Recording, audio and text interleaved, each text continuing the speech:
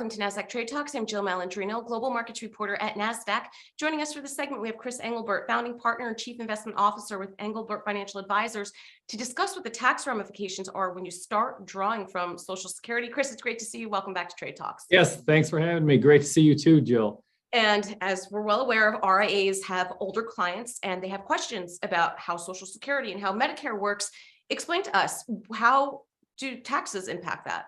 Yeah, well, one of the biggest mistakes we see people when they, get to be Social Security age 62, you can start collecting your Social Security then, but that's not technically your full Social Security.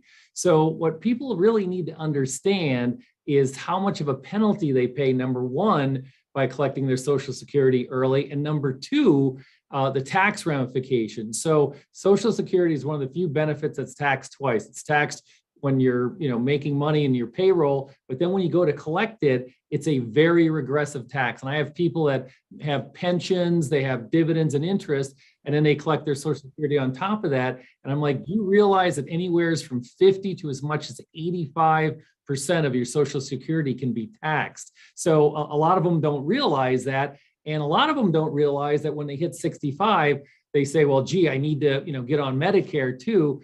And when they go into the Medicare Social Security portal, many times they make a mistake by believing that they've got to take Social Security at the same time they take Medicare. That is not true. Those are two different items, two different circumstances from that standpoint.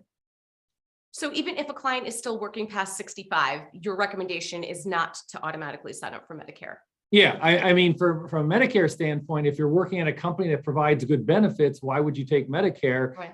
If you're self-employed, you might want to take it, but if you're at a major company, you really don't want to take your Medicare, number one. And number two, you certainly don't want to take your Social Security, because obviously if you still have W-2 income and you're making a good income, you're just piling more income on top of, already your W-2 wages. So you got to have a strategy as a client. And we do that quite a bit here, where people talk to us about, hey, when should I take my Social Security? When should I sign up for Medicare? For most people, 65 is going to be when they want to sign up for Medicare. But again, everybody's circumstance is different. Mm-hmm. Well, this is the, this is the advantage when you have an advisor at your disposal versus something that's automated for these nuances, Chris. So advisors need to come up with a strategy to guide their clients. What are your recommendations? Well, the best thing that you can do is not only educate yourself as an advisor, but you have to learn to speak Social Security and Medicare with your clients. Right now, beginning in October, is the Medicare sign up for new Medicare enrollees, but it's for people that are already on Medicare. They have to review their policies. Now, we just did a webinar with an independent Medicare advisor. Those people exist, and there's a lot of them out there. So they're not captive to any one insurance company. They represent many different insurance companies. And we did a webinar, and an educational webinar, and it was very, very well received. And I think really, as an RIA, we have to be seen as a resource, not just about investment markets and portfolios, et cetera, but what's your strategy as far as taking Medicare and taking Social Security? And are there people out there that can help you? And there are. Let's go into the charts for a moment here. I mean, really nothing really pretty to see here, Chris. Let's start with the S&P 500. Yeah, so the S&P 500, the question is going to be whether or not it revisits the June lows. I am seeing bearish sentiment off the charts again. Everybody believes that, hey, we have to revisit our June lows. I don't think that's necessarily true. You have to remember, out of the last 6 months, 4 out of the last 6 months have been negative as far as the S&P 500 goes. And this year, we've had one of the greatest number of monthly swings, both positive and negative, in the S&P 500. So once we get through September and we get into the fourth quarter, that becomes a seasonally strong period for U.S. equities. And we are thinking that that might provide some relief, especially with the negative sentiment that's going on out there. Yeah, and let's talk about the Nasdaq 100. I mean, clearly a year of underperformance, and many stocks are getting cheap. But when do you start to dip your toe in? The valuations have just fallen back so much.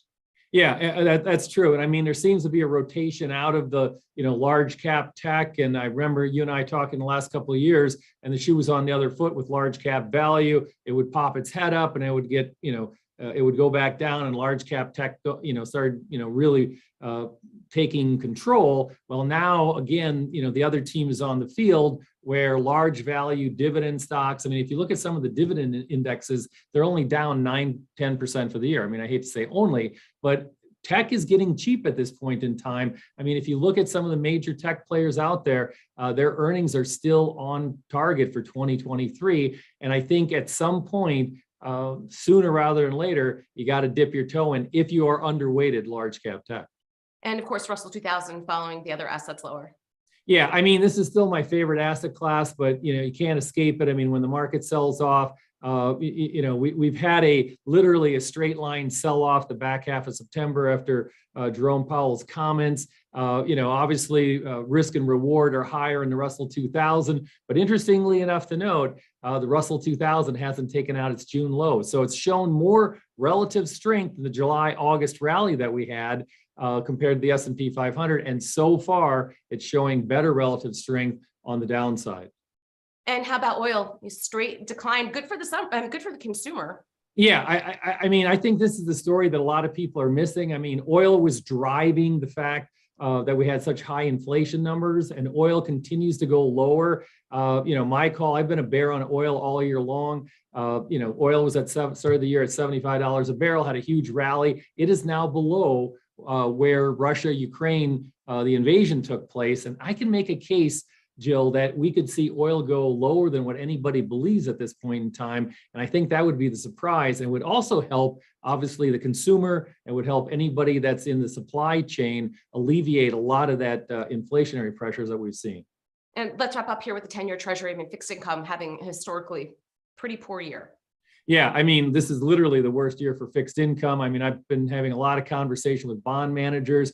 I mean, if you can find a silver lining in the whole cloud, you are now getting some yields, whereas 2-3 years ago, you were getting nothing on your money. You're now getting 4%, 5%. So if you have any new money to commit, we're telling people these are very attractive yields at this point in time. I still believe we're in a range. I don't know if we're going to get to 4% on the 10-year, but I think we're at the top end of the range as far as interest rates go. If we do have a recession in late 2023, anybody buying longer dated bonds now is going to be amply rewarded. But if you don't want to go out that long, you can stay short on the yield curve and really pick up some return right now. And we think that's a good strategy for investors. All right, Chris, appreciate the insight as always. Thanks for joining us on Trade Talks. I'm Jill Malandrino, Global Markets Reporter at Nasdaq.